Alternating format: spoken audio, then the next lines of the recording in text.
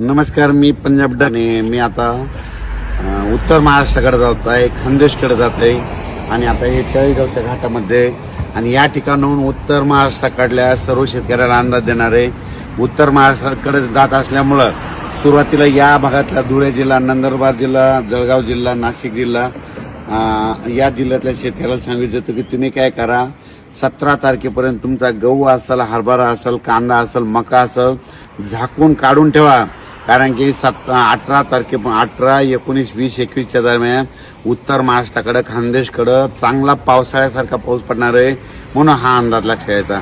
म्हणजे सांगायचं झालं, हे पाऊस उत्तर महाराष्ट्रातच नाही तर संपूर्ण राज्यभर पडणार आहे. काही ठिकाणी 17 तारखेला सुरू होणार आहे. मग 17 तारखेला पाऊस कुठं सुरू होणार आहे तर 17 तारखेला नांदेड जिल्हा, सोलापूर जिल्हा, लातूर जिल्हा, त्याच्यानंतर गडचिरोली, वर्धा, नागपूर, भंडारा, गोंदिया या पट्ट्यामध्ये 17 तारखेला मध्यरात्री सुरू होणार आहे. त्याच्यानंतर 17 तारखेला विदर्भ, पूर्व विदर्भ आणि पश्चिम विदर्भ, वर्धा, नागपूर, भंडारा, गोंदिया, चंद्रपूर, यवतमाळ, वाशिम, हिंगोली, अकोला, बुलढाणा, परभणी ह्या पट्ट्यामध्ये काय होईल 17 तारखेला मध्यरात्रीपर्यंत पाऊस येणार आहे. म्हणून हा अंदाज लक्षात यायचा. पश्चिम महाराष्ट्राकडे सातारा, सांगली, सोलापूर, कोल्हापूर, पुणे, अहिल्यानगर या भागात तुम्हाला एक सांगू इच्छितो की जवळपास म्हणजे 18, 19, 20 या 3 दिवस काही ठिकाणी पावसाळ्यासारखा पाऊस पडणार आहे. कुठं रिमझिम पडणार आहे.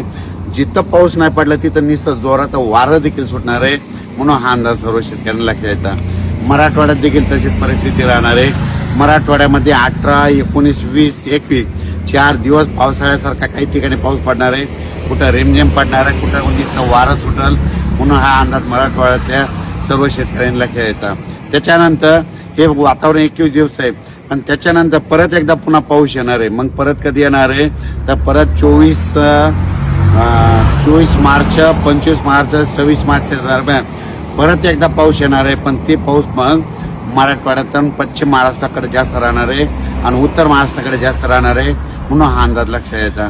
म्हणजे सांगायचं झालं तर 2 टप्प्यामध्ये पाऊस आहे. आता 17 ते 21 आणि त्याच्यानंतर 24, 25, 26च्या दरम्यान पाऊस येणार आहे. म्हणून हा अंदाज सर्व शेतकऱ्यांनी लक्षात यायचा. आपण आपला आलेला गहू असेल, कांदा असेल काढून झाकून ठेवा. कारण की 17 पासून राज्यामध्ये पावसाला सुरुवात होणार आहे. म्हणून हे अंदाज सर्व शेतकऱ्यांनी लक्षात यायचा.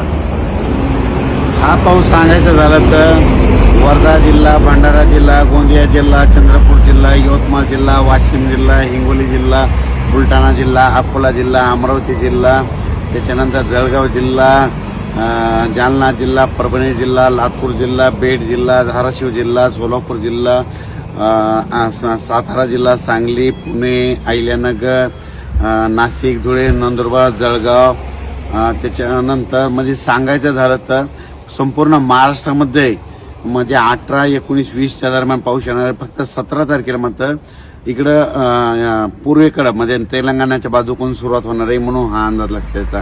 काही ठिकाणी गारपीट देखील होणार आहे. म्हणून सर्व शेतकऱ्यांनी आपण आपल्या पिकाची काळजी घ्यायची. म्हणून हे देखील लक्षात यायचं.